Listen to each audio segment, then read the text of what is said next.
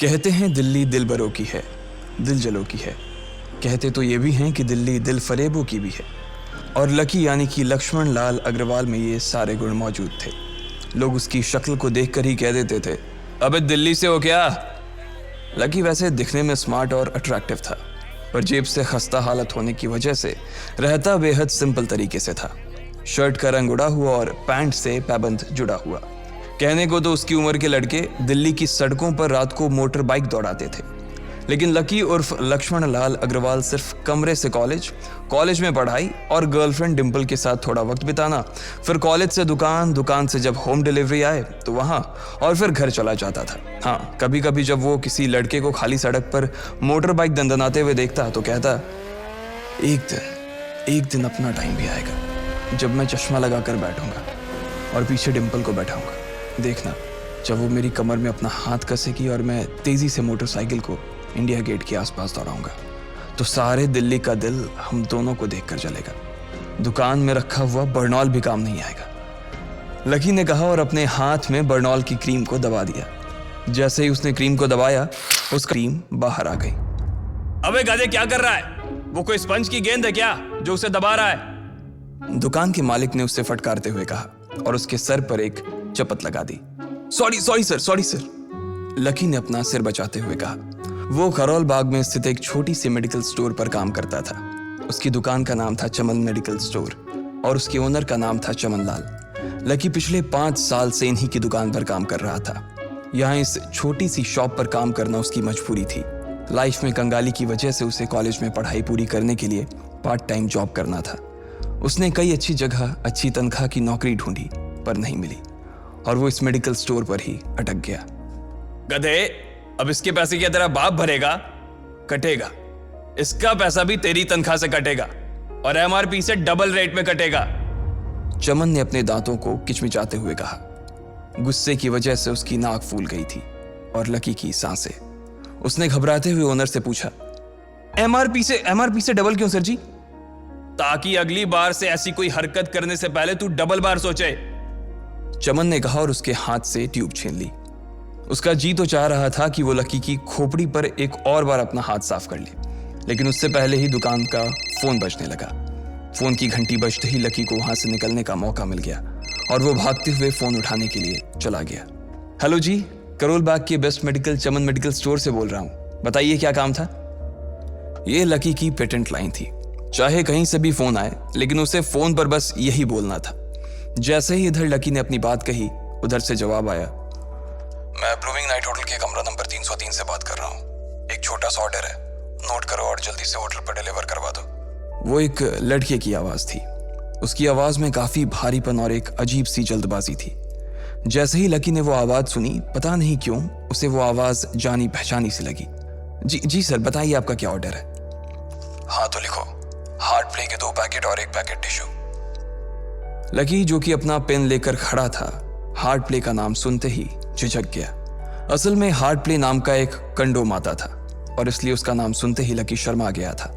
इतने साल से भी मेडिकल की स्टोर पर काम करने के बाद उसे इन चीजों का नाम सुनने में शर्म आती थी। हेलो भाई, लिखा कि नहीं लिखा? उस आदमी ने फिर से लकी से पूछा। जी सर, लिख लिया सर, लिख लिया।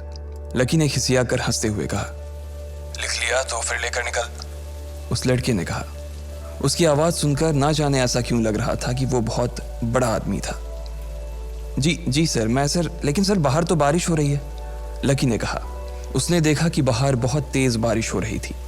उनकी दुकान के सामने पानी भर गया था और तेज हवाओं की वजह से चमन मेडिकल स्टोर का बोर्ड भी गिर गया था।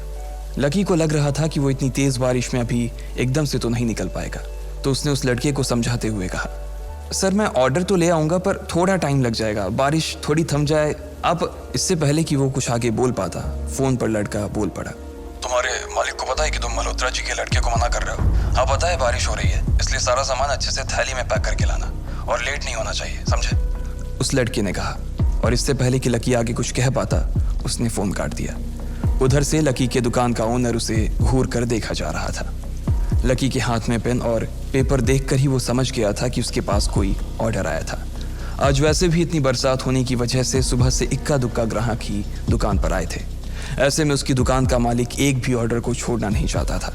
वो लकी को देख रहा था और लकी बारिश की ओर देख रहा था। बारिश का बहाना नहीं चलेगा, जाना पड़ेगा, चमन लाल ने कहा। मैं बहाना नहीं कर रहा सर, थोड़ी बारिश धीमी हो जाए तो मैं चला जाऊंगा। अभी आप खुद ही देखिए कितनी तेज बारिश है। वो पता नहीं कोई मिस्टर मल्होत्रा का कोई बेटा कुछ ज्यादा ही जल्दी में था, मैं साइकिल से तो पहुंच नहीं पाऊंगा इतनी जल्दी। लकी ने उनकी ओर देखते हुए कहा। क्या कहा? मिस्टर मल्होत्रा जी का बेटा? तू मेरी दुकान बंद करवाएगा क्या? अभी क्या भी निकल उनका ऑर्डर लेके, वो हमारे बहुत पुराने कस्टमर है, चमन ने कहा। पर लकी ने कहा ही था कि चमन बोला।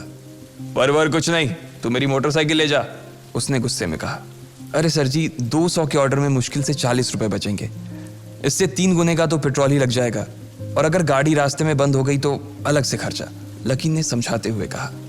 वो जानता था कि उसका मालिक इन सब बातों पर ध्यान नहीं देने वाला। चमन लाल बोला। कोई बात नहीं, तू जा, चाहे जो हो जाए ग्राहक नाराज नहीं होना चाहिए, और वैसे भी वो मल्होत्रा जी का बेटा है। चमन लाल ने मोटरसाइकिल की चाबी लकी की ओर उछालते हुए कहा। लकी ने चाबी ली, उसे देखकर उसके अंदर मिक्स फीलिंग आ गई। एक तो वो बहुत खुश हुआ कि बड़े दिनों बाद बाइक चलाने को मिलेगी, पर वहीं दूसरी तरफ दुखी इसलिए हुआ कि बाइक मिली भी तो ऐसी तेज बारिश में, अगर खराब हो गई तो इसकी चपत भी उसके सिर पर ही पड़ेगी। वो मुंह लटकाकर रेनकोट और हेलमेट पहनते हुए वहां से निकल गया। बाहर आकर बाइक को देखा तो लकी ने मन में सोचा, चलो ठीक है, जो होगा देखा जाएगा, कम से कम बाइक तो चलाने को मिल रही है। दरअसल लकी इतने साल काम करने के बाद भी अपने लिए एक मोटरसाइकिल नहीं ले पाया था। लकी की तनख्वाह ही इतनी भर थी कि सिर्फ उसके कमरे का किराया, उसकी साइकिल में डालने वाली हवा का खर्च, बिजली पानी का बिल और डिम्पल के साथ महीने में 1-2 बार बाहर खाने का खर्चा ही निकल पाता था। उसे डिम्पल की कही बात अक्सर याद आती थी। लकी, अगर अगले 2 महीने में तूने बाइक नहीं खरीदी ना तो मैं तेरे से ब्रेकअप कर लूंगी, देखना। असल में डिम्पल को लकी के साथ बाइक पर घूमने की बड़ी तमन्ना थी। लकी की इस उजाड़ जिंदगी में एक वही तो थी जिसके लिए जिंदा रहने को उसका जी चाहता था। जब भी वो उससे बाइक की बात करती तो लकी डिम्पल की इस बात को हंस कर टाल देता था। वो अपने मन में इस बात को अच्छे से जानता था कि डिम्पल उससे बहुत प्यार करती थी और वो उससे कभी छोड़ कर नहीं जा सकती थी। वो दोनों एक दूसरे में ऐसे घुले मिले थे जैसे बादल बरसात में घुल जाती है। लकी को डिम्पल बहुत पसंद थी और वो उसके लिए दुनिया जहां की खुशियां खरीद कर ला देना चाहता था। वो चाहता था कि एक दिन वो डिम्पल को प्लेन में बैठाए, लेकिन उसके ये सब ख्वाब इस कम तनख्वाह की नौकरी की वजह से कभी पूरे नहीं होने वाले थे। पर आज उसके पास एक मौका था। वो डिम्पल को अपने साथ इस बारिश में राजपथ घुमाना चाहता था। वो उसे दिल्ली दिखाना चाहता था। चमन लाल को देने के लिए उसने पहले से ही बहाना सोच रखा था। बस जल्दी से वो ये डिलीवरी देकर सीधे डिम्पल के पास ही जाने वाला था। उसने होटल ब्लूमिंग नाइट के बाहर मोटर बाइक पार्क की और सीधे होटल के अंदर चला गया। लकी ने रिसेप्शन पर पहुंचकर नमस्ते करते हुए रिसेप्शनिस्ट को बोला, जी मैं चमन मेडिकल स्टोर से आया हूँ, रूम नंबर 303 का ऑर्डर था सर। रिसेप्शन पर खड़ा आदमी उसके हाथ में काली थैली को देखकर समझ गया था कि उसमें क्या था और वो मंद ही मंद मुस्कुराते हुए बोला, 3rd फ्लोर पर है, लिफ्ट से चले जाओ, रेनकोट यहीं उतार देना। जैसा उस आदमी ने कहा लकी ने ठीक वैसा ही किया और लिफ्ट में चढ़ने के कुछ ही देर बाद वो 3रे माले पर पहुंच गया था। वो रूम नंबर 303 के बाहर पहुंचा और उसने डोरबेल बजाई। जैसे ही दरवाजा खुला लकी ने थैली आगे बढ़ाते हुए कहा, नमस्ते, मैं चमन मेडिकल स्टोर से लकी, ये आपका। इससे पहले कि लकी आगे कुछ कह पाता उसकी आंखें फटी की फटी रह गई थी। उसने अपने सामने जो देखा उसके बाद उसे ऐसा लगा कि बंद छत के नीचे भी उसके ऊपर आसमान से आकर एक जोरदार बिजली गिर गई थी। उसके सामने एक लड़की खड़ी थी। वो लड़की और कोई नहीं बल्कि उसकी गर्लफ्रेंड डिम्पल ही थी। उसने एक पर्पल कलर का नाइट गाउन पहन रखा था। उसके काले घने बाल गीले थे और उसने उन्हें अपने कंधे पर फैला रखा था। उसकी खुशबू से ही ये चीज साफ पता चल रही थी कि वो अभी अभी नहा कर आई थी। डिम्पल, तुम यहाँ क्या कर रही हो? लकी को अपनी आंखों पर विश्वास ही नहीं हो रहा था। उसने 2 बार अपनी पलकें झपका कर देखा, लेकिन दोनों बार ही उसे अपने सामने डिम्पल ही नजर आई। तुम यहाँ क्या मेरा पीछा करते हुए आए हो लकी? डिम्पल ने उल्टा उसी के ऊपर पलटवार करते हुए कहा। लकी को देखकर उसके दिल की धड़कन भी तेज हो गई थी। उसे उम्मीद नहीं थी कि लकी यहाँ आ जाएगा। उसने ना तो सुबह से उसे फोन किया था और ना ही उसके मैसेज का कोई जवाब दिया था। वो अपने मन में सोचकर बैठी थी कि वो अगले दिन खुद ही उससे मिलकर बोल देगी कि उसकी तबीयत खराब थी। डिम्पल बेबी, क्या हो गया? किससे बात कर रही हो? अचानक से एक गबरू जवान सा लड़का दरवाजे के पास आकर खड़ा हो गया था। उसने बनियान पहन रखी थी। लकी उसे पहचान गया था। साले राहुल के बच्चे, तेरी हिम्मत कैसे हुई मेरी डिम्पल को हाथ लगाने की? लकी ने जैसे ही राहुल को देखा उसके तन बदन में मानो आग सी लग गई थी। वो उसे इस वक्त इतना बुरा मारना चाहता था, इतना बुरा पीटना चाहता था जिसकी कोई हद सीमा नहीं थी। लकी जिस कॉलेज में पढ़ता था, राहुल और डिम्पल भी उसी में पढ़ते थे और वो कॉलेज राहुल के फादर का ही था।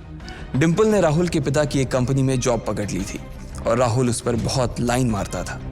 लकी ने 1-2 बार डिम्पल को उससे दूर रहने के लिए भी कहा, लेकिन डिम्पल ने उसे ये कहकर टाल दिया था कि वो सिर्फ अच्छे दोस्त थे। आज भी इससे पहले कि वो आगे बढ़ता, डिम्पल उन दोनों के बीच आ गई। रुक जाओ, डिम्पल ने गुस्से में कहा और लकी के सीने पर हाथ रखकर उसे रोक दिया।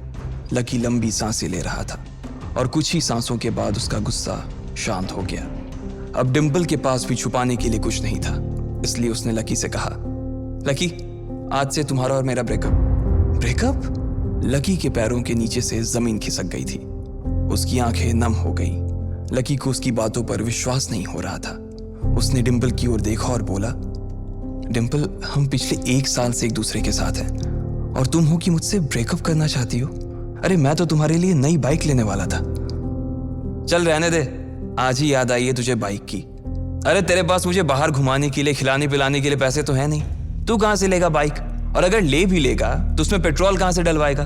तेरी 8,000 रुपए महीने की नौकरी, उसमें होगा ये सब? लोग हंसते हैं मेरे ऊपर जब मैं सरोजनी में तेरे साथ घूमती हूँ। मैं ऐसी लाइफ नहीं जीना चाहती लकी। मैं तेरी तरह गरीब नहीं रहना चाहती। तूने मुझे फंसाया था, उल्लू बनाया था तूने मुझे, इसलिए मैंने राहुल से मैचअप कर लिया है। आज से यही मेरा बॉयफ्रेंड है, डिम्पल ने गुस्से में कहा। अच्छा, तो बेबी ये है तुम्हारा वो बेकार सा एक्स बॉयफ्रेंड? राहुल ने पूछा और डिम्पल के बगल में आकर खड़ा हो गया। फिर उसने लकी के हाथ से थैली उठाई और उसमें से हार्ड प्ले का पैकेट निकालकर उसे चिढ़ाने के लिए उसे हवा में लहराने लगा। बाप रे, इससे बदकिस्मत इंसान इस दुनिया में और कौन होगा? राहुल ने उसकी टांग खींचते हुए कहा। लकी के पास उसकी बात का कोई जवाब नहीं था। उसने गुस्से से डिम्पल की ओर देखा और अपनी हाथों की मुट्ठी भींच ली। फिर वो वहां से निकल गया। अबे पैसे तो ले जा, सब कुछ फ्री में देता जाएगा क्या? राहुल ने जोर से ठहाके लगाते हुए कहा, लेकिन लकी बिना उसकी बात सुनते ही निकल गया। उसके दिमाग में डिम्पल के कहे शब्द गूंज रहे थे। उसने कभी सपने में नहीं सोचा था कि डिम्पल उसके साथ कुछ ऐसा भी कर सकती थी। जिस इंसान के लिए वो इतना कुछ करना चाह रहा था, उसे उसकी कोई कदर ही नहीं थी। लकी इतना हताश हो गया था कि बुरी तरह से रोने लगा। इस बार वो लिफ्ट से नहीं बल्कि सीढ़ियों से नीचे उतरा और एक सीढ़ी उतरने के साथ उसके आंसू आंखों से छलकते जा रहे थे। जब उसकी आवाज़ सुनकर कुछ लोग अपने कमरे से बाहर आए तो लकी ने तुरंत अपने आंसू पोंछे और तेजी से वहां से भाग गया। उसे जिंदगी में पहली बार प्यार हुआ था और पैसों की कमी की वजह से ना सिर्फ उसका प्यार बल्कि उसकी पूरी जिंदगी बर्बाद हो गई थी। लकी जैसे ही बाहर आया तो उसने देखा कि बाहर अंधेरा हो गया था। आसमान में तेज बिजली कड़की और बारिश जो थमी थी एकाएक फिर से झमाझम बरसने लगी। ये देख लकी के थमे हुए आंसू एक बार फिर से छलक गए। उसका दिल बुरी तरह से टूट चुका था, लेकिन उसे इस बात की खुशी भी हो रही थी। आखिर आज उसे डिम्पल का असली चेहरा नजर आ गया था।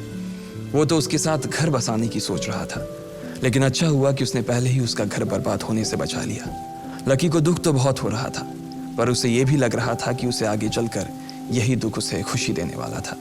लेकिन एक चीज थी जो लकी को परेशान कर रही थी, वो थी उसकी माली हालत। उसकी जेब इतनी तंग थी कि उसे फटी हुई जेब की पैंट पहनकर घूमना पड़ता था। कभी कभी तो लकी सिर्फ रोटी खाकर दिन काट लेता था। वो कब से कोशिश कर रहा था कि कोई अच्छा काम पकड़ सके, लेकिन उसे कोई काम देने को राजी नहीं था। उसने टूटे हुए दिल को दिलासा देते हुए मन में सोचा कि डिम्पल पर खर्च होने वाले पैसे बच जाने से शायद उसके हालत सुधर जाएंगे, पर फिर भी वो रातों रात रईस नहीं हो जाने वाला था।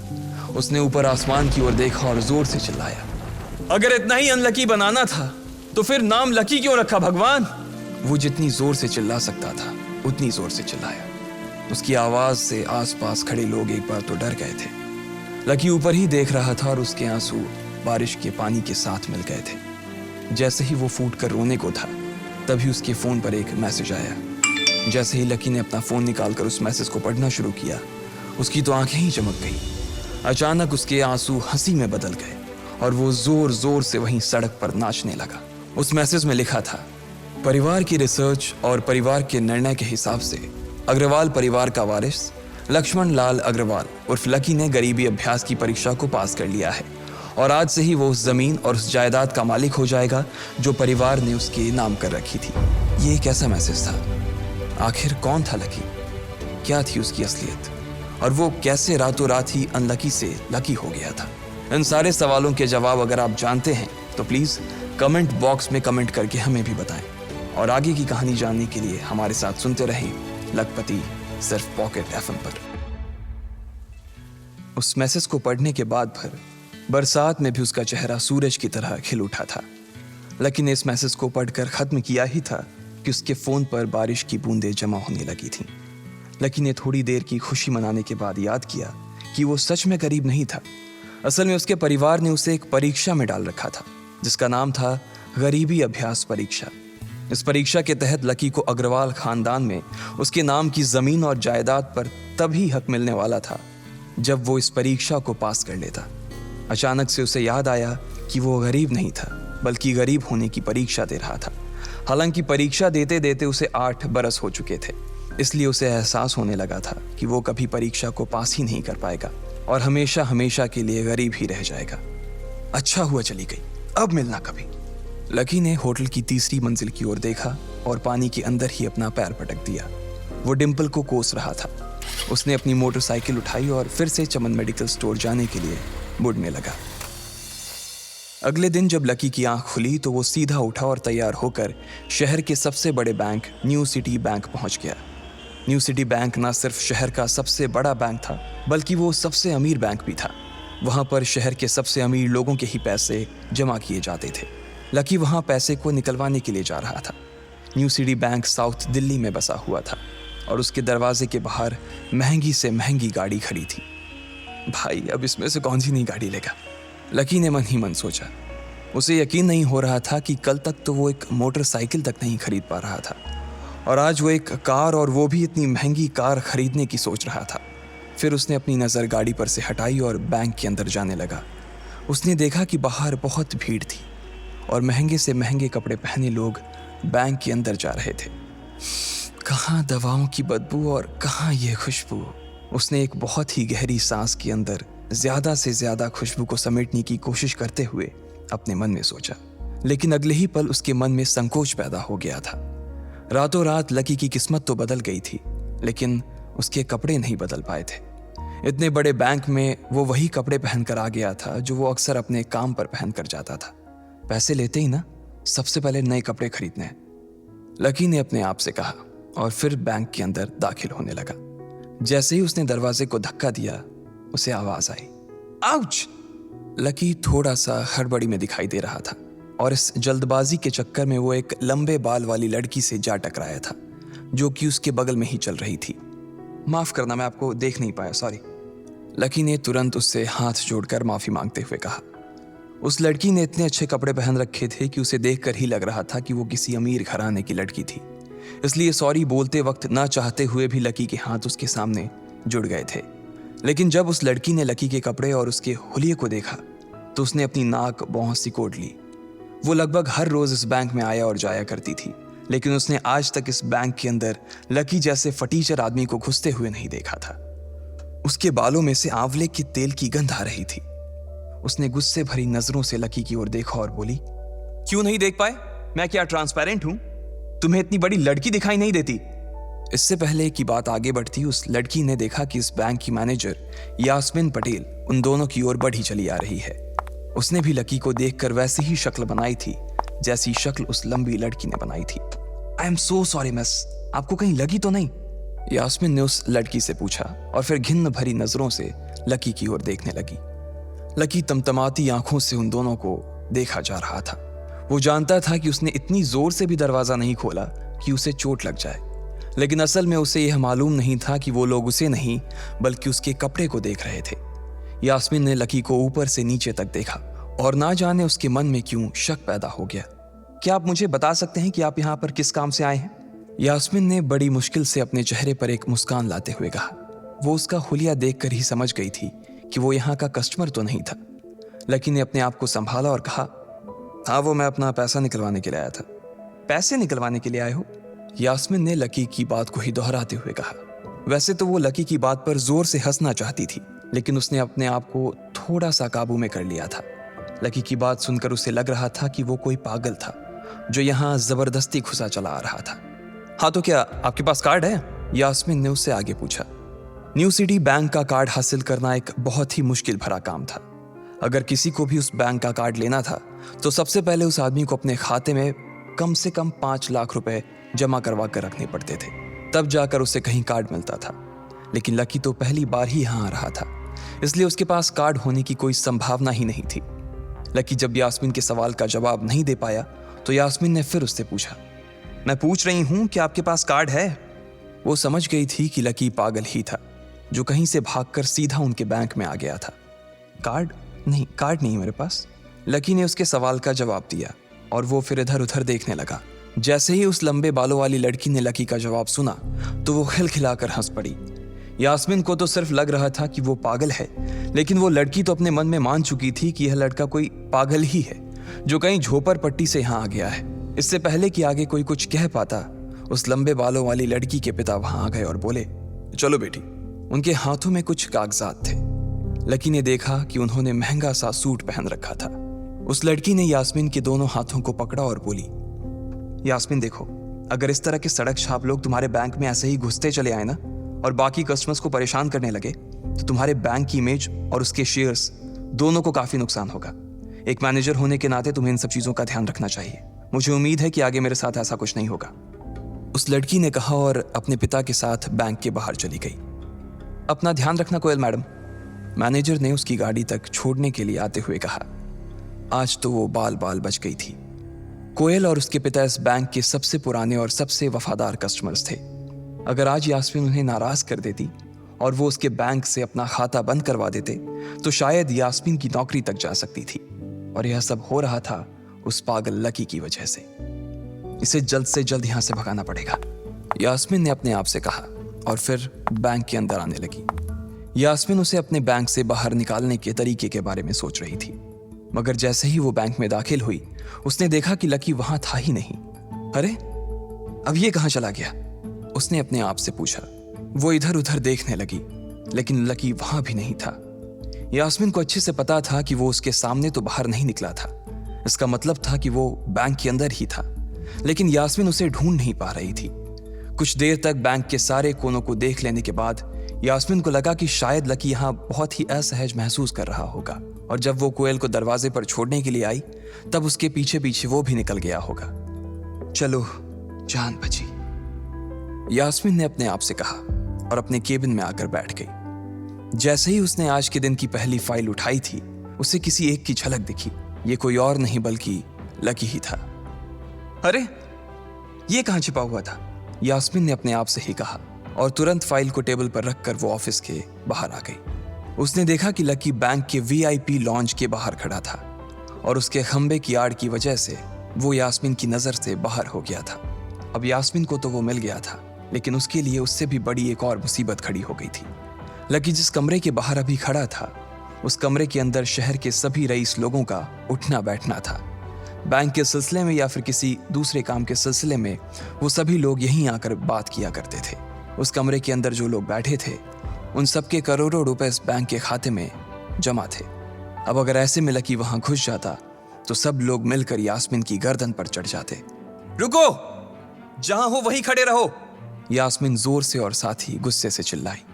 बाकी के लोग जो वहां खड़े थे वो यास्मीन की ये चीख सुनकर डर गए थे। कुछ लोगों को उसकी इतनी जोर से आवाज करने की वजह से गुस्सा भी आ गया था और यास्मीन सबसे मुस्कुराते हुए माफी मांगकर आगे बढ़ती जा रही थी। वो लकी को किसी भी तरह से उस कमरे में जाने से रोकना चाहती थी, लेकिन उससे पहले ही वो उस कमरे के अंदर दाखिल हो चुका था। अरे यार, ये आदमी है या गधा? यास्मीन ने अपना ही सिर पीटते हुए कहा और वो भी उस कमरे के दरवाजे की ओर बढ़ने लगी। उसने उस कमरे का दरवाजा खोलने की कोशिश की, लेकिन वो अंदर से लॉक हो गया था। बाप रे, ये कैसा आदमी है? बिना परमिशन के अंदर घुसा तो घुसा, लेकिन दरवाजा भी अंदर से बंद कर लिया। अब यास्मीन की सांसें फूलती जा रही थी। उसे बहुत डर लग रहा था। उसका जी यह सोचकर घबराए जा रहा था कि ना जाने अंदर लकी और उस रिलेशन मैनेजर के बीच क्या हो रहा होगा। इधर जैसे ही लकी कमरे में दाखिल हुआ, वहां का कस्टमर रिलेशन मैनेजर जो कि सोफे पर फैला हुआ था, वो उसे देखते ही अचानक सीधा बैठ गया। हेलो सर, कैसे हैं आप? उसके मुंह से बिना लकी को देखते हुए ये शब्द निकले। उसे याद था कि इस कमरे में कुछ खास लोग ही आते थे, और जो भी आते थे यास्मीन उनके आने की खबर उसे पहले ही दे देती थी। लेकिन इस वक्त जो आदमी उसके सामने खड़ा था, उसे देखते ही वो अपनी जगह पर जम गया था। ना तो वो कहीं से भी वीआईपी लग रहा था और ना ही वो उसका कोई रिश्तेदार था। कौन हो भाई तुम? क्या चाहिए तुम्हें? उस मैनेजर ने 20 साल के जवान लड़के को देखते हुए कहा। मैं यहाँ अपना पैसा लेने आया हूँ। लकी ने सीधे मुद्दे की बात को मैनेजर के सामने रखते हुए कहा। तुम्हारे पास हमारा सुप्रीम कार्ड है? मैनेजर ने उससे ऊपर से नीचे तक देखा और पूछा। नहीं नहीं, मेरे पास कोई कार्ड नहीं है, लकी ने कहा। तो फिर हम तुम्हें कोई पैसा नहीं दे सकते। चलो अभी दरवाजा खोलो और सीधा बाहर निकलो, मैनेजर ने कहा और सोफे पर से उठ गया। नहीं, मैं अपना पैसा लिए बिना नहीं जाऊंगा यहाँ से, लकी भी जिद पर अड़ गया। अरे बोला ना, बिना कार्ड वाले को पैसा नहीं मिलता है, और वो भी पैसा होगा तब तो मिलेगा ना, मैनेजर ने उसके करीब आते हुए कहा। अरे पैसा है तभी तो निकालने आया हूं सर, लकी ने कहा। देख, फालतू की बहस मत कर सुबह सुबह, वरना मैं सिक्योरिटी को बुला लूंगा तो वो लोग मार मार कर बाहर निकालेंगे तुझे। लकी यह सुनकर घबरा गया था। मैनेजर के चेहरे का गुस्सा उसे साफ नजर आ रहा था, लेकिन ऐसा भी नहीं था कि वो झूठ बोल रहा था। भले ही उसके पास कार्ड नहीं था, लेकिन इसका मतलब ये नहीं था कि वो अग्रवाल खानदान का लड़का नहीं था। जैसे जैसे मैनेजर उसकी ओर बढ़ता चला जा रहा था, लकी का डर भी बढ़ता जा रहा था। मैनेजर को लग रहा था कि वो कोई संकी था और वो उसे धक्का मारकर बाहर निकालने के लिए आगे बढ़ ही रहा था कि अचानक घबराए हुए लकी के दिमाग में एक आइडिया आया। फिंगरप्रिंट! उसने अपना अंगूठा कमरे में मौजूद उस मैनेजर के सामने उठाते हुए कहा। फिंगरप्रिंट? कौन सा फिंगरप्रिंट? मैनेजर ने चौंकते हुए पूछा। अरे अरे, आपने कहा ना कि आपको कार्ड चाहिए, पर मेरे पास कार्ड नहीं है, फिंगरप्रिंट है, और मुझे मालूम है कि आपके यहाँ फिंगरप्रिंट से भी पैसे निकलते हैं। यह कहते ही लकी ने एक राहत की सांस ली थी, लेकिन मैनेजर को यह समझ नहीं आ रहा था कि आखिर लकी को फिंगरप्रिंट की जानकारी मिली कैसे। तुम फिंगरप्रिंट यूज करना चाहते हो? मैनेजर ने लकी को घूरते हुए पूछा। लकी की शक्ल और उसका हुलिया मैनेजर के लिए उसकी बातों से मेल नहीं खा रहा था। हाँ, मैं फिंगरप्रिंट यूज करना चाहता हूं सर, लकी ने सीना चौड़ा करते हुए कहा। उसे इस तरह देख तो मैनेजर और भी कंफ्यूज हो गया था। मैनेजर ने सोचा कि उसे एक चांस देना चाहिए, इसलिए उसने लकी को फिंगरप्रिंट इस्तेमाल करने की इजाजत दे दी थी। वो अपनी टेबल के पास गया और उसके दराज में फिंगरप्रिंट वाली मशीन ढूंढने लगा। 2-3 ड्रॉर में झांकने के बाद आखिरकार उसे वो मशीन मिल गई थी। चुपचाप यहां पर अपना अंगूठा लगाओ, मैनेजर ने मशीन को आगे बढ़ाते हुए लकी से कहा। लकी ने अपनी फटी हुई पैंट के पिछले हिस्से में अपना अंगूठा पोंछा और फिर उस मशीन पर लगा दिया। 2 सेकंड बाद मशीन में से एक आवाज आने लगी। उसके अंदर एक लाल बत्ती चल रही थी और वो जोर जोर से बीप कर रही थी। देखा, तुम्हारा फिंगरप्रिंट मैच नहीं कर रहा है। मैंने पहले ही बोला था कि कोई खाता नहीं है इस बैंक में तुम्हारा। मैनेजर ने लकी को ऐसे देखा जैसे वो कोई बड़ा अपराधी था। मैनेजर उसकी पैंट की ओर देखने लगा। उसे लग रहा था कि लकी ने अपनी जेब में कोई हथियार छुपा रखा था और वो मैनेजर को बेवकूफ बना रहा था। इससे पहले कि लकी अपनी जेब से कोई बंदूक या बम निकालता, मैनेजर ने अपना फोन निकाला और पुलिस का नंबर लगाने लगा। लकी ने उसकी स्क्रीन पर देख लिया था कि वो 100 नंबर पर फोन लगा रहा था। लकी बुरी तरह से घबरा गया था। वो बहुत ही उत्साह और जोश में अंदर तक तो चला गया था, लेकिन उसे मालूम नहीं था कि वो इतनी बड़ी मुसीबत में फंसने वाला है। अब आगे क्या होने वाला था? क्या लकी उसे पुलिस को बुलाने से रोक पाता? कहीं उसे कोई फेक मैसेज तो नहीं आया था? लकी कैसे इन मुसीबत से बाहर निकलेगा? इन सब सवालों के जवाब अगर आप जानते हैं तो प्लीज कमेंट बॉक्स में कमेंट करके हमें भी बताएं, और आगे की कहानी जानने के लिए हमारे साथ सुनते रहें लखपति, सिर्फ पॉकेट एफएम पर। लकी बैंक के अंदर दाखिल तो हो गया था, लेकिन जब मैनेजर ने उससे पैसे निकालने के लिए कार्ड मांगा तो उसके पास कार्ड नहीं था। उसकी फटेहाल हालत देखकर पहले ही मैनेजर को गुस्सा आ रहा था और उसमें लकी ने ये डिमांड रख दी थी कि वो फिंगरप्रिंट से पैसे निकलवाना चाहता था। लेकिन पानी तब सर के ऊपर से निकल गया जब उंगली मैच नहीं हुई। मैनेजर ने फोन निकाला और पुलिस को फोन लगाने लगा। अरे अरे, ये क्या कर रहे हो? देखिए सर, मेरी बात सुनिए, मैं कोई क्रिमिनल नहीं हूं। हो सकता है मैंने गलत उंगली लगा दी हो, बस आप मेरे को एक लास्ट बार फिंगरप्रिंट लगाने दो प्लीज, लकी ने उसके सामने हाथ जोड़ते हुए कहा। देख, ये उंगली भी अगर नहीं लगी ना तो फिर ये मत कहना कि मैं अगली उंगली भी ट्राई करके देखता हूँ। बार बार ऐसा नहीं चलने वाला है। अगर ये वाली काम नहीं की तो मैं सीधा पुलिस को फोन करने वाला हूँ अभी, मैनेजर ने लकी को धमकाते हुए कहा। उसने अपने एक हाथ में मशीन और दूसरे हाथ में मोबाइल फोन पकड़ा हुआ था। उसने अपनी स्क्रीन पर पुलिस का नंबर खोल रखा था और उसका अंगूठा हरे बटन पर ही टिका हुआ था। इधर लकी ने अपने सीधे हाथ की उंगली को अपने पैंट से साफ किया और भगवान का नाम लेकर उसे उस मशीन पर लगा दिया। जैसे ही उसकी उंगली उस मशीन पर पड़ी, अब की बार फिर मशीन से एक आवाज आई और वो चमक कर हरी हो उठी। तभी मैनेजर के मोबाइल पर एक मैसेज आया। मैनेजर ने उस मैसेज को पढ़ना शुरू किया। Verification successful. खाता 1, नाम लक्ष्मण लाल अग्रवाल, खाता नंबर 01104। जैसे ही मैनेजर ने इस मैसेज को देखा, उसकी आंखें फटी की फटी रह गई थी। उस मशीन पर चमकती लाइट को देखते हुए लकी की आंखें भी चमक आई थी। लकी उस हरी बत्ती को देखते ही झूम उठा था और फिर उसने मैनेजर को घूर कर देखा। उसके दिमाग में वो सारी बातें चल रही थी जो मैनेजर उससे अभी थोड़ी देर पहले सुना रहा था। इधर मैनेजर ने उसके आगे हाथ जोड़े और खिसिया कर हंसते हुए कहा, लक्ष्मण सर, प्लीज़ मुझे माफ़ कर देना सर। मैं इस ब्रांच में नया आया हूँ और इसलिए मुझे मालूम नहीं था कि आप कौन हो। मैं इस ब्रांच का कस्टमर मैनेजर शशिकांत वर्मा हूँ। प्लीज़ आगे भी मेरा ध्यान रखना सर, प्लीज़। Sorry sir. हाँ ठीक है, तो मुझे ये बताओ कि मेरे खाते में कितने पैसे रखे हुए हैं, लकी ने कहा और वो अब सोफे पर बैठ गया। मैनेजर उसके सामने ही खड़ा हुआ था और उसके खाते की जानकारी अपने फ़ोन पर ही निकाल रहा था। उसने अपने फ़ोन पर इधर उधर कुछ उंगलियां चलाई और बोला, हो गया सर, आपके खाते में इस वक्त 90,80,70,650 रुपए रखे हुए हैं सर। शशिकांत के खुद के होश इतनी बड़ी रकम को देखने के बाद उड़ गए थे। उसे विश्वास नहीं हो रहा था कि इस आदमी के खाते में इतना पैसा भी हो सकता था। लकी की शक्ल देखकर तो यही लग रहा था कि उसकी उम्र 20 से 22 साल से ज्यादा नहीं थी। ऐसे में अगर उसके खाते में इतना सारा पैसा रखा हुआ था तो ये वाकई बहुत बड़ी बात थी। शशिकांत अपने मन में ये सोच रहा था कि दुनिया के 99% लोग ही अपनी पूरी जिंदगी काम करने के बाद भी इतना पैसा नहीं कमा सकते थे जितना कि लकी के खाते में इतनी छोटी सी उम्र में रखा हुआ था। लेकिन लकी ने इधर जब उसके फोन में अपने खाते पर पड़ी हुई जानकारी को देखा तो उसे कुछ अजीब सा लगा। उसे लग रहा था कि उसे तुरंत इतने पैसों के हिसाब से अब अपनी जिंदगी को ढालने की कोशिश करनी शुरू कर देनी चाहिए, वरना उसके साथ वही होने वाला था जो आज बैंक में उसके साथ हुआ था। अरे सर, खाते में पैसे के अलावा और भी चीजें हैं जो मैं आपको बताना चाहता हूं सर।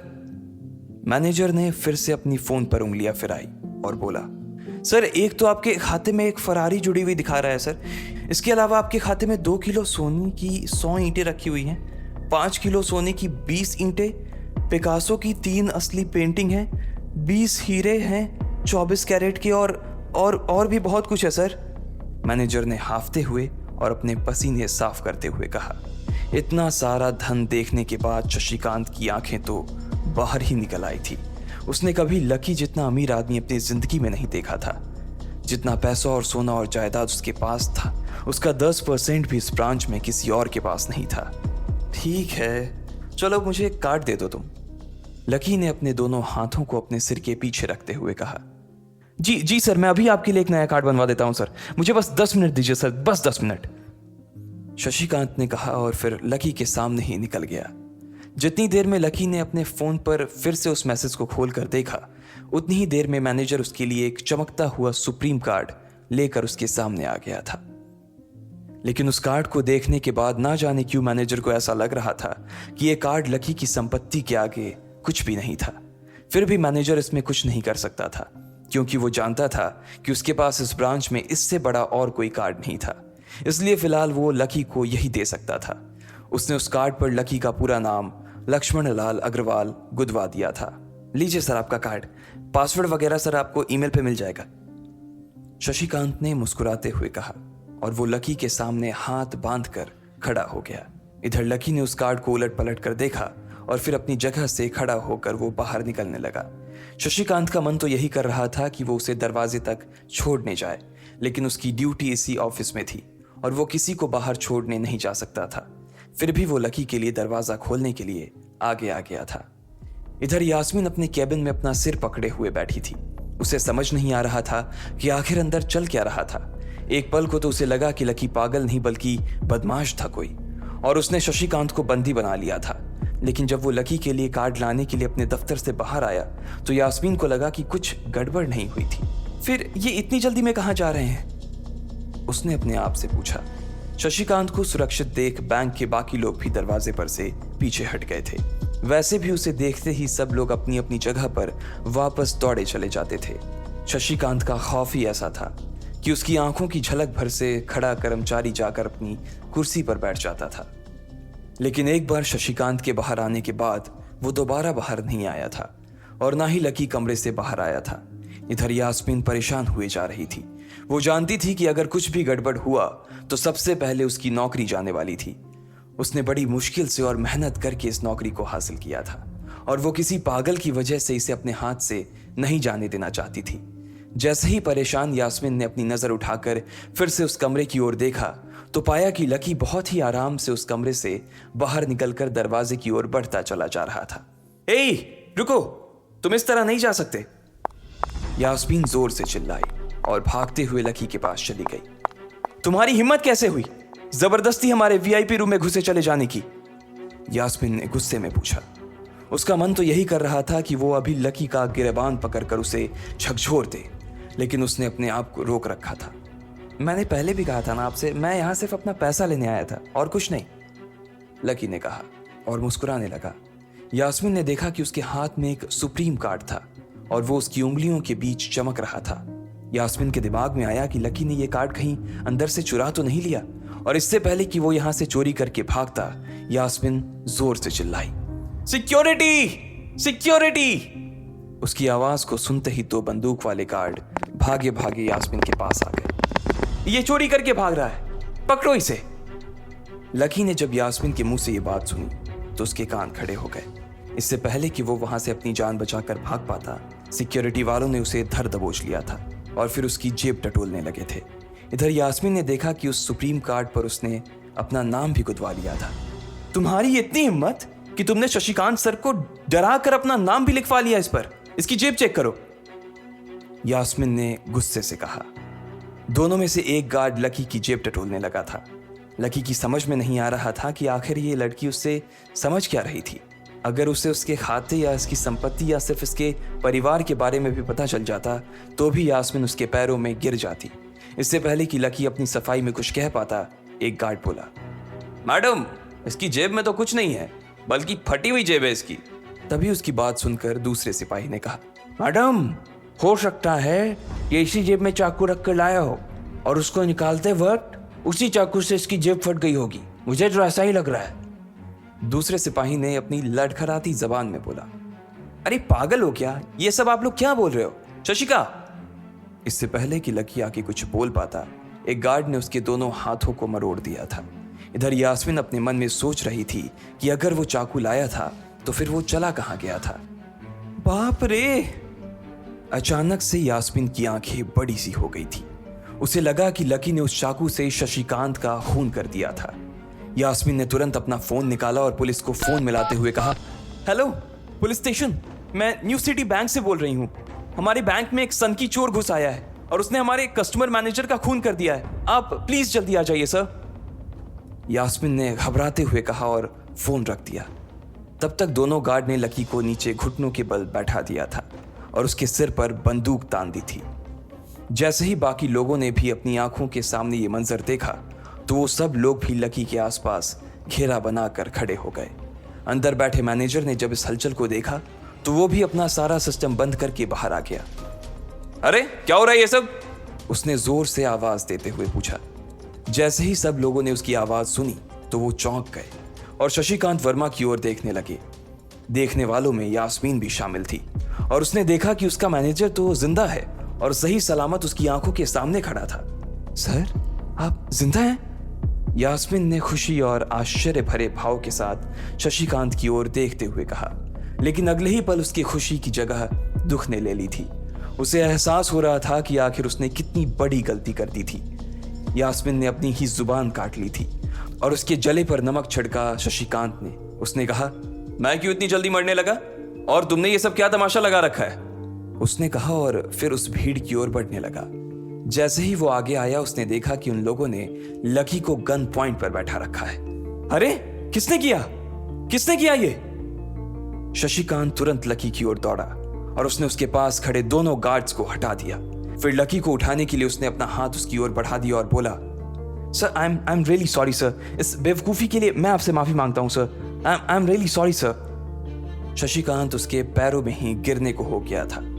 लकी उसका हाथ पकड़कर खड़ा हुआ और फिर यास्मीन की ओर घूरने लगा। आप पूछ रहे थे ना ये किसने किया? इसने किया है ये। और इसने सिर्फ इतना ही नहीं किया बल्कि इसने पुलिस को भी बुला लिया है। इसे लग रहा है कि मैं कोई क्रिमिनल हूं जिसने आपका खून कर दिया है और आपसे ये कार्ड चुरा कर भाग रहा हूं, ये कार्ड जो आपने मुझे दिया है। लकी ने यास्मीन की ओर उंगली दिखाते हुए गुस्से में कहा। अचानक ही सब लोग थोड़ा पीछे हटकर यास्मीन को देखने लगे थे। यास्मीन घबराई हुई सी फर्श पर तो कभी छत को देखे जा रही थी। यास्मीन, जो मैं सुन रहा हूं क्या वो सच है? शशिकांत ने यास्मीन को घूरते हुए गुस्से में पूछा। उसकी आंखों में छुपे गुस्से को यास्मीन बर्दाश्त नहीं कर पा रही थी, इसलिए उसकी ना तो लकी से और ना ही शशिकांत से नजर मिलाने की हिम्मत हो रही थी। फिर भी वो जानती थी कि उसका चुप रहना इस वक्त उसके लिए बहुत खतरनाक हो सकता था, इसलिए उसने कहा, सर ये सब मेरी गलती है सर, ये मेरी बहुत बड़ी मिसअंडरस्टैंडिंग है सर। मुझे लगा कि ये ज़बरदस्ती अंदर घुस आया है और इसने आपके ऊपर हमला करके आपसे ज़बरदस्ती ये कार्ड बनवा लिया है और फिर आपको मार दिया है सर। यास्मीन ने घबराते हुए कहा। उसकी डरी सहमी सी आंखों में अब आंसू ही आ गए थे। मैनेजर ने जब उसकी ये बात सुनी तो उसने अपना सिर पकड़ लिया। यास्मीन जैसी समझदार लड़की इतनी बड़ी भूल कैसे कर सकती थी? उसने लकी को पहचाना ही नहीं था।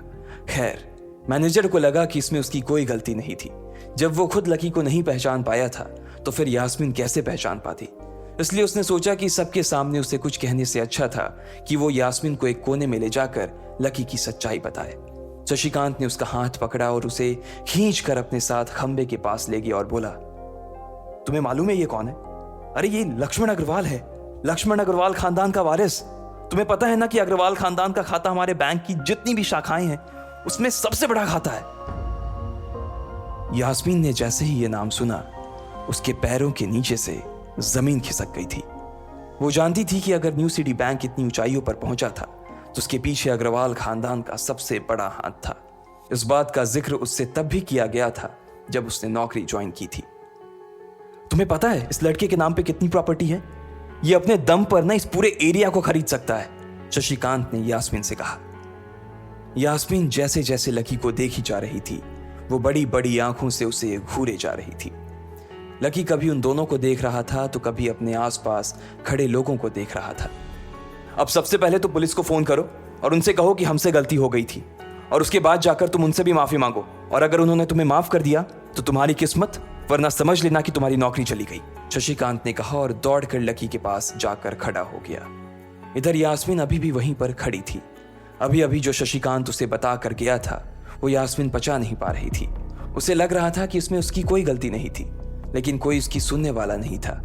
बैंक उस छोटी सी मैनेजर के चक्कर में अपने सबसे बड़े कस्टमर को छोड़ने वाला तो नहीं था। अब मेरे पास और कोई रास्ता नहीं बचा है, यास्मीन ने निराश होते हुए अपने आप से कहा, और फिर अपनी जेब से फोन निकालकर पुलिस थाने में फोन लगाया। जैसे ही यास्मीन ने पुलिस वालों से ये कहा कि उससे गलती हो गई और जिसे वो बदमाश समझ रही थी असल में वो बदमाश नहीं बल्कि शहर के सबसे बड़े रईस का बेटा था, तो उधर से आवाज आई, मैडम सॉरी, लेकिन अब तो गाड़ी निकल गई है, वहां पहुंचती होगी। अब आपको जो भी कहना है इंस्पेक्टर साहब से कह देना। और उस पुलिस वाले ने फोन काट दिया। मर गए, यास्मीन ने अपने आप से निराश होते हुए कहा। उसके हाथ थर थर कांप रहे थे। उसे समझ नहीं आ रहा था कि अब वो क्या करे। अब उसके पास लकी से माफी मांगने के अलावा और कोई चारा नहीं बचा था। लेकिन अगर लकी सर ने मुझे माफ नहीं किया और उल्टा मेरे ऊपर डिफेमेशन का चार्ज लगा दिया तो, यास्मीन ने अपने आप से कहा, और वो अब और भी ज्यादा घबरा गई थी।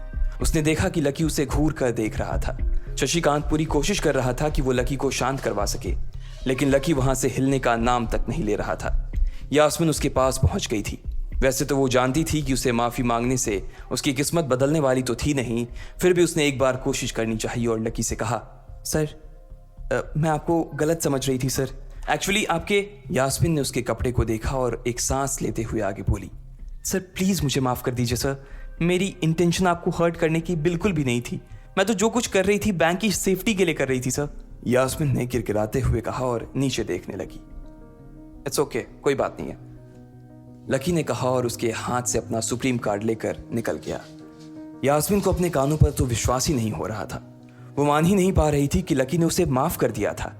उधर लकी को अपने आप पर विश्वास नहीं हो रहा था कि वो रातों रात इतना अमीर हो गया था। आखिर लकी इतने पैसों का क्या करने वाला था? क्या उसके खाते की बैलेंस की तरह वो भी रातों रात बदल जाता? ये पैसा उसकी जिंदगी को क्या दिशा देने वाले थे? इन सारे सवालों के जवाब अगर आप जानते हैं तो कमेंट बॉक्स में हमें भी बताएं, और आगे की कहानी जानने के लिए हमारे साथ सुनते रहें लखपति सिर्फ पॉकेट एफएम पर। लकी न्यू सिटी बैंक से अपना सुप्रीम कार्ड लेकर निकल रहा था। असल में उसे क्लास में जाने में देर हो रही थी, इसलिए वो बिना यास्मीन से कुछ कहे या उसे सबक सिखाए वहां से निकल गया था। लकी दिल्ली यूनिवर्सिटी के ही एक कॉलेज में पढ़ता था। जैसे ही वो कॉलेज के अंदर दाखिल हुआ, उसके पैर एक कीचड़ से भरे गड्ढे में पड़ गए।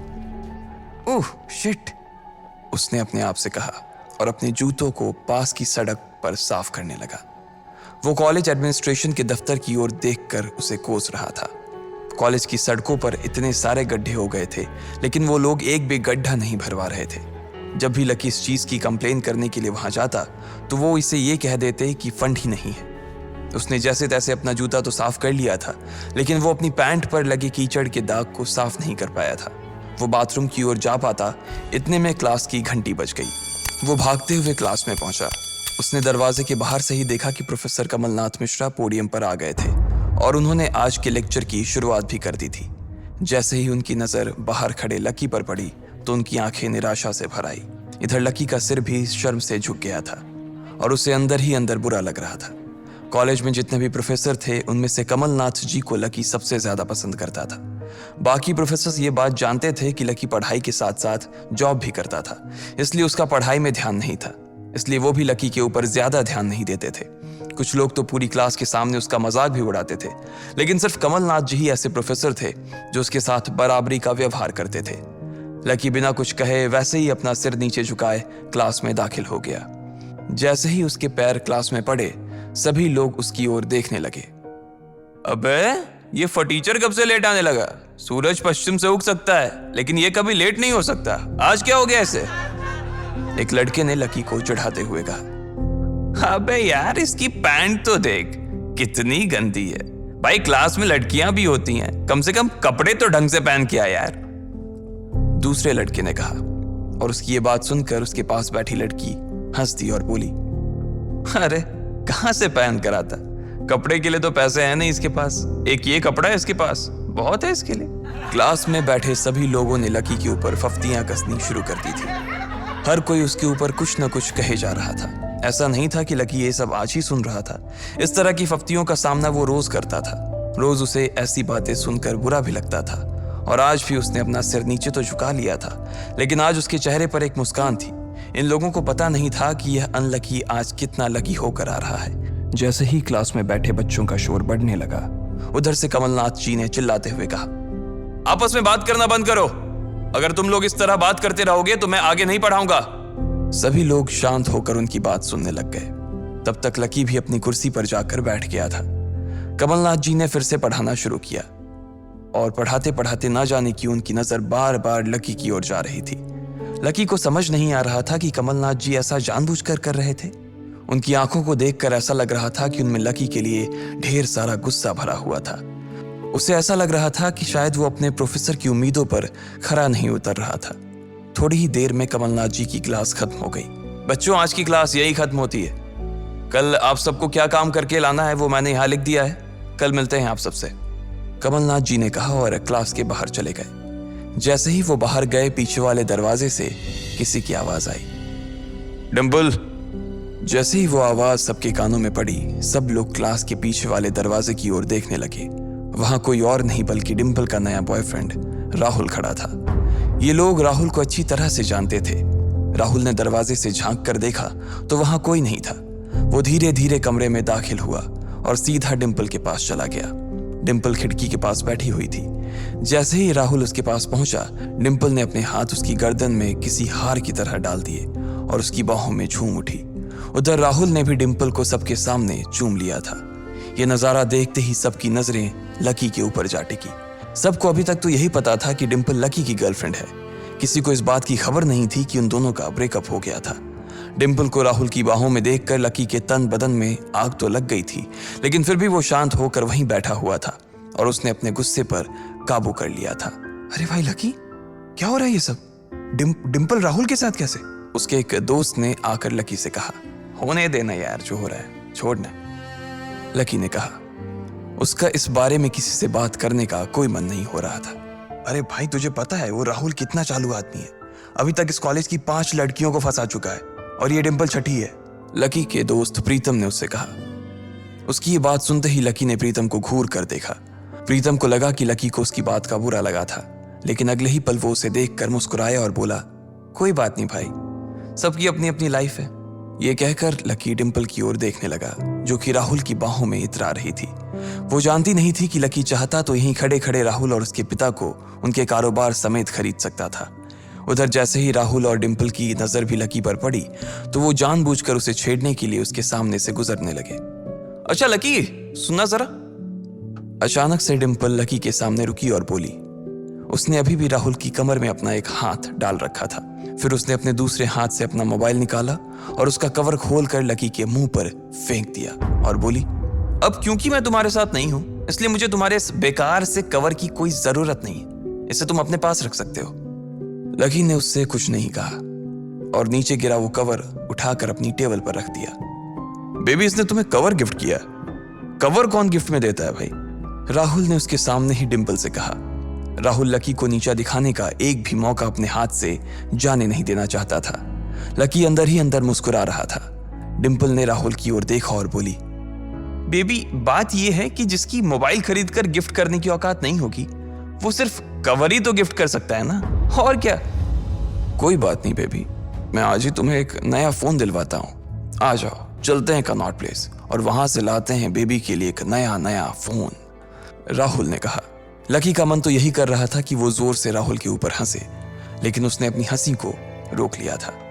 हाँ बेबी, हमने एक पहले नया फोन खरीदेंगे और फिर उस फोन की पार्टी भी करेंगे, और उसके बाद आज, डिम्पल ने कहा और राहुल के चेहरे पर उंगलियां फिराने लगी। राहुल भी और लकी भी उसके इशारे को समझ गए थे। लकी जानता था कि ये सब सिर्फ उसे चिढ़ाने के लिए वो कर रही थी, लेकिन लकी को खुद के लिए नहीं बल्कि डिम्पल के लिए बुरा लग रहा था। वो मन ही मन ये सोच रहा था कि अगर डिम्पल बस थोड़ा सा और इंतजार कर लेती तो आज लकी उसके लिए फोन की पूरी दुकान खरीद कर रख देता। भाई ये सब क्या हो रहा है? तेरे सामने ये सब हो रहा है और तू बस मुस्कुराए जा रहा है, गुस्सा नहीं आ रहा तुझे? प्रीतम ने लकी से पूछा। नहीं यार, जो हो रहा है अच्छा ही हो रहा है, जो होता है वो भी अच्छे के लिए होता है, इसलिए चिल यार, छोड़, लकी ने कहा और फिर राहुल और डिम्पल की ओर देखने लगा। अब उन दोनों की नजर लकी के मुस्कुराते हुए चेहरे पर पड़ी तो वो अंदर से भवक गए। दोनों की दोनों ही ये सब सिर्फ और सिर्फ लकी को जलाने के लिए कर रहे थे, लेकिन वो तो ऐसे बैठा था जैसे उसका और डिम्पल का कोई रिश्ता ही नहीं था। जब अपनी इस बातों का लकी के ऊपर कोई असर होता नहीं दिखा तो डिम्पल राहुल से बोली, बेबी चलो यहां से। बेबी नहीं बेबी, हबी। आज से तुम मुझे हबी बोलोगी और मैं तुम्हें बोलूंगा मेरी प्यारी वाइफी, राहुल ने कहा और लकी के सामने ही डिम्पल को चूम लिया। ये देखते ही लकी थोड़ा सा जल भुन तो गया और उसका जवाब भी वो राहुल को देना चाहता था, इसलिए उसने कहा, डिम्पल ये सब क्यों कर रही हो तुम? क्या दिखाना चाहती हो इससे? लकी को डिम्पल का ऐसा रूप देखकर उसी के लिए बुरा लग रहा था। राहुल की किसी बात का तो लकी के ऊपर कोई असर ही नहीं हुआ, लेकिन लकी की इस बात का राहुल को जरूर बुरा लग गया था। उसने गुस्से से अपनी नाक फुलाते हुए कहा, ओए फटीचर, ज्यादा बकवास करने की जरूरत नहीं है। आज के बाद अगर तूने मेरी डिम्पल के बारे में कुछ कहा या उसकी तरफ आंख उठाकर भी देखा ना तो मैं राजपथ पर तेरी परेड करवा दूंगा। रहने दे भाई, उसकी जरूरत नहीं पड़ेगी। मैं खराब चीज ना तो देखता हूं और ना ही उसके बारे में बात करता हूं, लकी ने कहा और फिर से प्रीतम की ओर देखकर हंसने लगा। जिस तरह से लकी आज राहुल के मुंह पर जवाब फेंक कर मार रहा था, प्रीतम को तो विश्वास ही नहीं हो रहा था कि ये वही लकी है जो उसका दोस्त हुआ करता था। उधर राहुल उसका जवाब सुनकर गुस्से से लबरेज हो रहा था। वो लकी को सबक सिखाने के लिए अपना घूंसा तान कर उसकी दिशा में बढ़ा ही रहा था कि इतना ही में पीछे से एक लड़की की आवाज आई, डिम्पल। सब लोगों ने फिर से उस आवाज की ओर देखा। वहां पर एक थोड़े छोटे कद की लड़की खड़ी थी और वो गुस्से से डिम्पल की ओर देख रही थी। उसकी आंखों पर चश्मा लगा था और उसके बाल खुले हुए थे। अब तू हद से आगे बढ़ती जा रही है डिम्पल। लकी जैसे लड़के को छोड़कर तू इस एक नंबर के लफंगे लड़के के साथ पड़ी है। तुझे तो कॉलेज के किसी गड्ढे में जाकर डूब मरना चाहिए। साक्षी, क्या कह रही है तू? जुबान संभाल अपनी, डिम्पल ने कहा। राहुल के बारे में बुराई नहीं बल्कि लकी के बारे में अच्छी बातें सुनकर डिम्पल का मन खराब हो गया था। जब डिम्पल लकी के साथ थी तो उसकी साक्षी से भी अच्छी दोस्ती थी। साक्षी एक बहुत ही सुलझी हुई लड़की थी। जब भी डिम्पल और लकी के बीच किसी बात को लेकर झगड़ा होता तो डिम्पल उसे सुलझाने के लिए अक्सर साक्षी की ही मदद लेती थी। मैं जो कह रही हूं ना सही कह रही हूं। तुझे सीरियसली शर्म आनी चाहिए डिम्पल। मैंने कभी नहीं सोचा था कि तू ऐसी लड़की निकलेगी। लकी जैसा बंदा ना तुझे कहीं नहीं मिलेगा, साक्षी ने कहा और एक कदम आगे आ गई। इधर लकी ने देखा कि साक्षी की बात सुनते ही राहुल के कान खड़े हो गए थे, लेकिन वो सच बोल रही थी, इसलिए राहुल भी कुछ नहीं कर सकता था। साक्षी लकी के पास आकर खड़ी हुई और बोली, तू इतनी जल्दी कैसे भूल गई यार? लकी तेरे लिए हर टफ टाइम में खड़ा रहा था।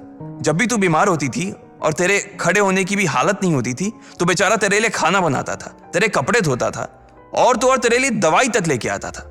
तुझे याद है ना जब हम हिमाचल घूमने गए थे और तेरे पैर में मोच आ गई थी तो ये बेचारा अपनी नौकरी छोड़कर भागा भागा रात में हमारे पास आ गया था। इतना प्यार किया इसने तुझसे और तू इसे छोड़कर जा रही है, साक्षी ने कहा।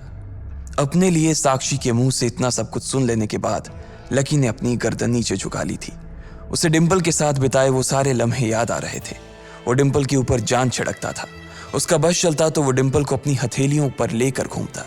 भले ही उस वक्त उसके पास पैसे नहीं थे, लेकिन वो फिर भी डिम्पल की छोटी सी छोटी डिमांड को पूरा करने के लिए अपनी जान लगा देता था। जो कवर डिम्पल ने उसके मुंह पर फेंक कर मारा था, वो कवर को खरीदने के लिए लकी ने 3 दिन तक ओवर टाइम किया था। लकी को जैसे ही ये सब याद आया, उसकी पलकों की कोरे भींग गई थी। इधर साक्षी की बात पूरी नहीं हुई थी। उसने आगे कहा, अरे ये लकी अपनी छोटी सी सैलरी में से भी रोज तेरे गोलगप्पे के लिए पैसे निकाल लेता था। तुझे नहीं पता है, मुझे पता है कि आज भी एक बाइक खरीदने के लिए बंदा तेरे लिए पैसे जुटा रहा था। रोज दाल और रोटी खा रहा है सिर्फ इसलिए ताकि तुझे बाइक पर घुमा सके, और तू ऐसे आदमी को नीचा दिखाने की कोशिश कर रही है।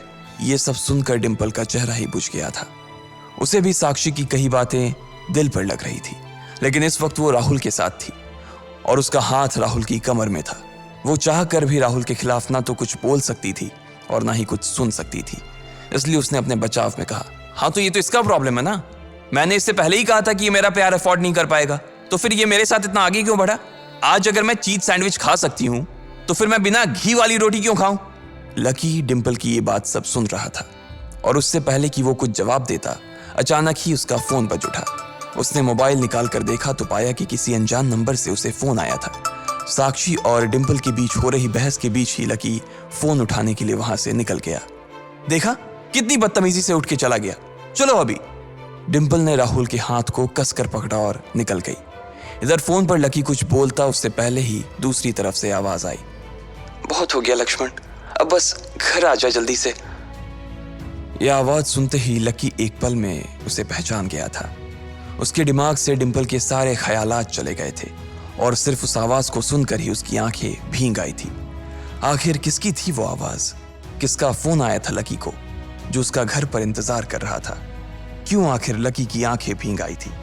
इन सब सवालों के जवाब अगर आप जानते हैं तो कमेंट बॉक्स में हमें भी बताएं और आगे की कहानी जानने के लिए सुनते रहें लखपति, सिर्फ पॉकेट FM पर। लकी फोन पर उसकी माँ की आवाज पहचान गया था। मैं जल्दी आ जाऊंगा माँ, बस पढ़ाई खत्म होते ही आ जाऊंगा, लकी ने कहा। उसकी आंखें डबडबा आई थी। इससे पहले कि वो आगे और कुछ बोल पाता, उसकी माँ ने कहा, बस अब कितना पढ़ेगा, तू अब जल्दी से आ जा, मैंने तेरे लिए एक लड़की भी ढूंढ रखी है, माँ ने कहा। और ये सुनते ही लकी के होश उड़ गए। वो डिम्पल के सदमे से अभी बाहर भी नहीं निकला था और उसकी माँ उसके लिए लड़की ढूंढ रही थी। माँ मैं अभी क्लास में हूँ, आपको थोड़ी देर बाद फोन करता हूँ, लकी ने आगे की बात से बचने के लिए कहा और फोन रख दिया। फिर वो क्लासरूम में आ गया। लकी तुम ठीक हो ना? साक्षी ने लकी के कंधे पर हाथ रखते हुए पूछा। उसे सच में लकी की चिंता हो रही थी। लकी ने उसकी ओर देखा और मुस्कुरा दिया। साक्षी ने हल्के हाथ से उसके कंधे को सहलाया और बोली, देखो वैसे अब इसमें पछताने जैसी कोई बात नहीं है। डिम्पल का असली चेहरा हम दोनों के सामने आ गया है। अगर ये थोड़ी देर बाद आता ना तो दर्द ज्यादा होता, इसलिए जो हुआ ठीक ही हुआ। तुम्हें ऐसी लड़की के लिए परेशान नहीं होना चाहिए लकी, कोई जरूरत नहीं है तुम्हें दुखी होने की। लकी ने सिर्फ हाँ में अपना सिर हिलाया और अपनी मुस्कान को और थोड़ा सा बड़ा कर लिया। साक्षी के उसके कंधे पर हाथ रखने की वजह से लकी को अच्छा महसूस हो रहा था। कम से कम उसके आसपास कोई तो था जिस पर वो विश्वास कर सकता था।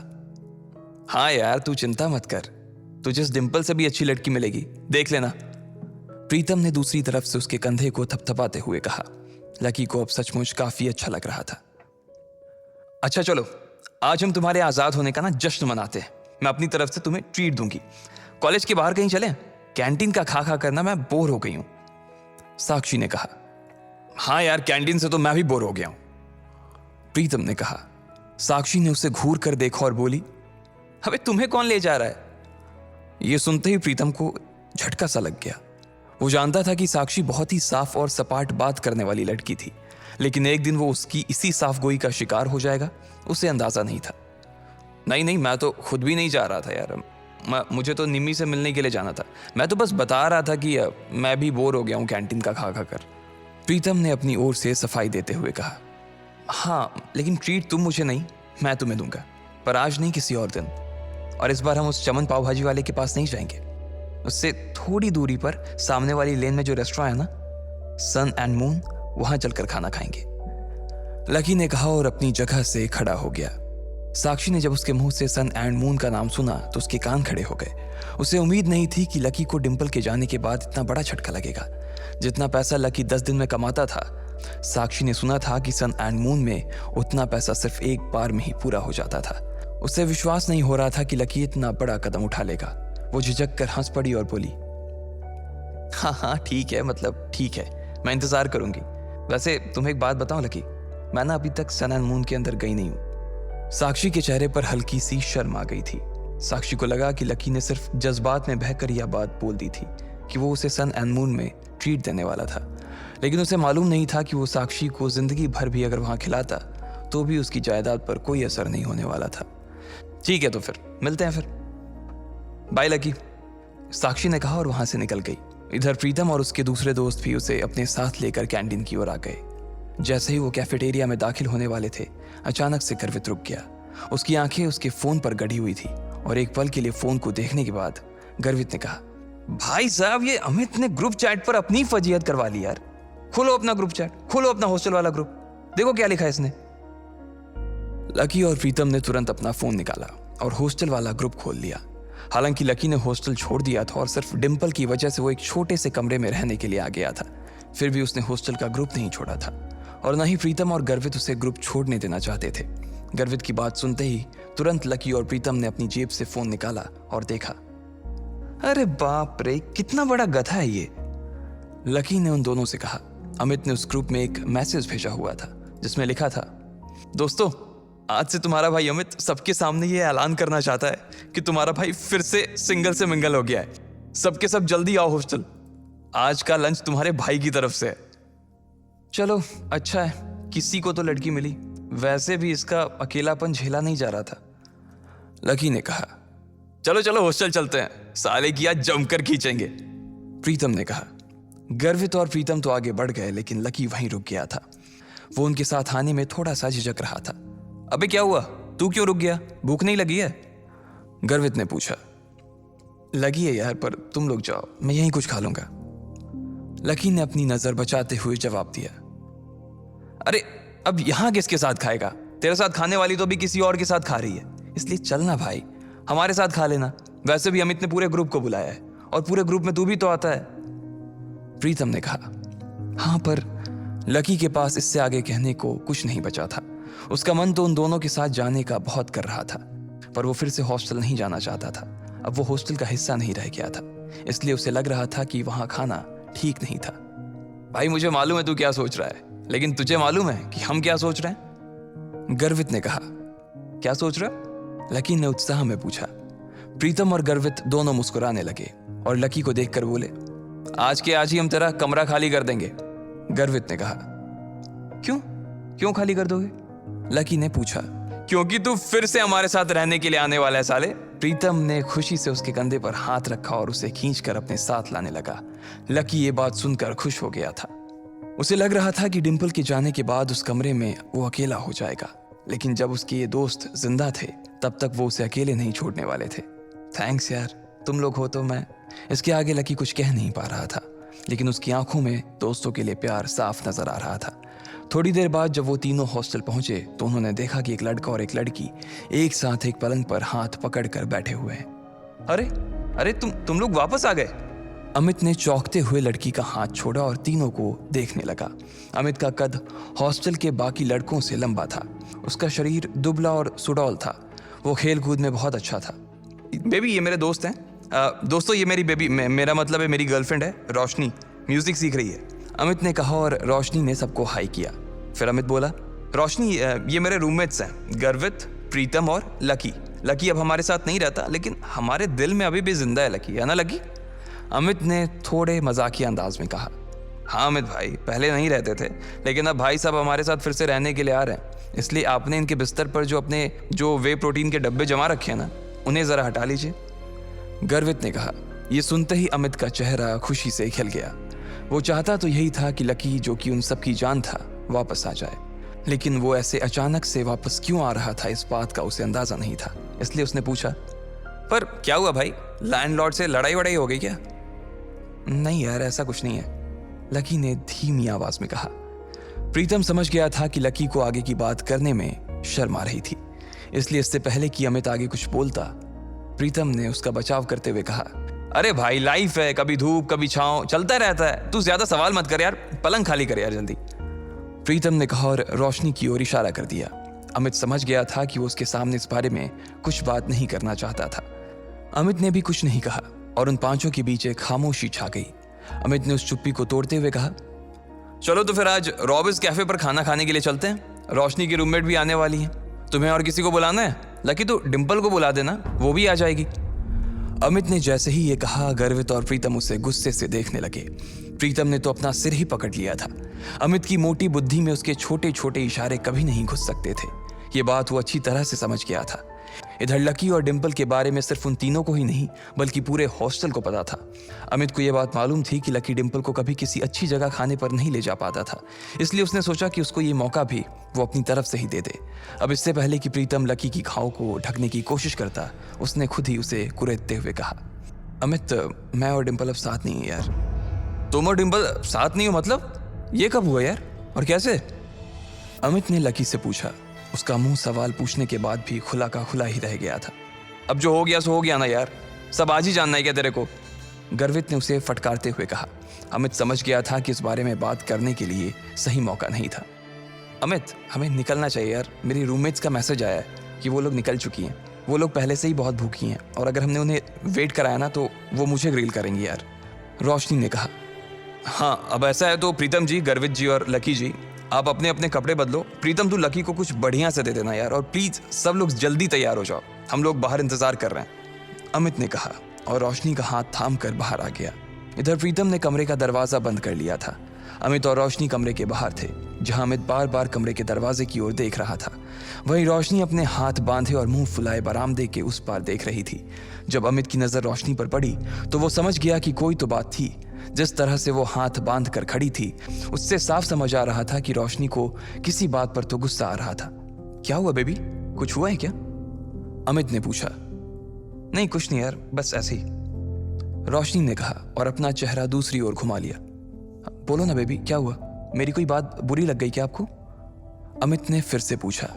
रोशनी ने एक बार के लिए उसे देखा और फिर एक गहरी सांस लेते हुए बोली, तुम्हें ऐसा नहीं लगता कि तुम्हारे ये जो रूममेट्स हैं ये बहुत ही एवरेज हैं? मतलब तुम खुद को देखो ना गर्वित की शक्ल अच्छी है, ना प्रीतम की पर्सनालिटी में कोई अपील है, और चलो लकी तो फिर भी थोड़ा बहुत अच्छा लगता है, लेकिन वो जिस तरह से रहता है, जिस तरह के कपड़े पहनता है, उससे साफ दिखता है कि उसकी जेब टाइट है। अब ऐसे लोगों को मैं अपने रूममेट्स के सामने कैसे ले जाऊंगी यार, बताओ?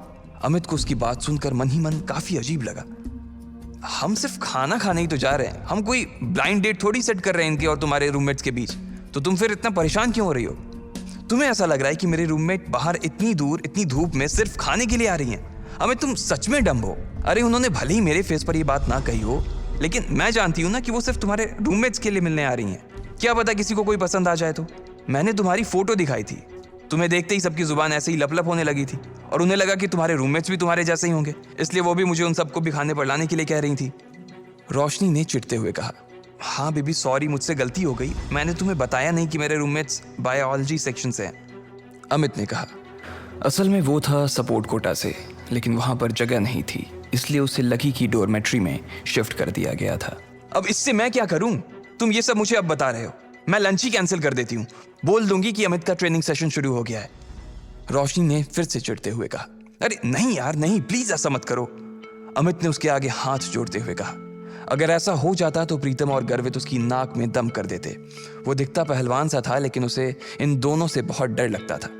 तो फिर ठीक है, अब वहां इनके साथ जो कुछ होगा ना, उसके लिए तुम मुझे ब्लेम मत करना प्लीज, रोशनी ने कहा। और इससे पहले कि अमित उससे आगे कुछ कह पाता, रोशनी का फोन बज उठा। हेलो, हाँ कोयल, अच्छा तुम लोग पहुंच गए? हाँ हाँ, इतनी भी क्या जल्दी है यार, जब तुम मिलोगे तो खुद ही देख लेना। अच्छा, तुम्हारे सिर पर चोट? अच्छा ठीक है, हम बस आ ही रहे हैं, रोशनी ने कहा और फोन रख दिया। ये कोयल वही कोयल थी जो आज सुबह ही लकी से बैंक में टकराई थी। वो रोशनी की बहुत अच्छी दोस्त थी और इन सब में सबसे अमीर। इतने में गर्वित, प्रीतम और लकी कमरे से बाहर आ गए। इधर 3 सुंदर सी बन ठन के आई हुई लड़कियां एक टेबल पर पहले से ही बैठी हुई थीं। उनकी शक्ल, सूरत और कपड़े देखकर ये पता चल रहा था कि वो पैसे वाले घरों से थी। उनमें से एक लड़की का चेहरा छोटा और गोल सा था, आंखें बड़ी बड़ी और चमकीली सी थी। उन तीनों में सबसे सुंदर वही थी। कोयल, तुम्हारे सिर पर लाल सा क्या लगा हुआ है? कहीं कोई चोट वोट लगी थी क्या? एक लड़की ने कोयल से पूछा। कोयल ने तुरंत अपना फोन निकाला और फिर अपने सिर पर लगी चोट को देखने लगी और कहा, हाँ यार, आज सुबह मैं अपने पापा के साथ न्यू सिटी बैंक गई हुई थी, तो वहां पे एक गधे से टकरा गई। इतना बेवकूफ आदमी ना मैंने अपनी जिंदगी में नहीं देखा। मन तो कर रहा था उसका मुंह नोच लूं, कोयल ने कहा। अब इधर कोयल लकी को कोस रही थी, जबकि दोनों इस बात से अनजान थे कि फिर से उनका सामना होने वाला है। आखिर क्या धमाका होगा जब कोयल और लकी फिर से एक दूसरे के सामने आएंगे? क्या वो लकी की इंसल्ट करेगी, वो भी उसके दोस्तों के सामने, या फिर लकी उससे इस बार जवाब देगा? इन सारे सवालों के जवाब अगर आप जानते हैं तो कमेंट बॉक्स में कमेंट करके हमें भी बताएं। और आगे की कहानी के लिए सुनते रहें लखपति, सिर्फ पॉकेट FM पर।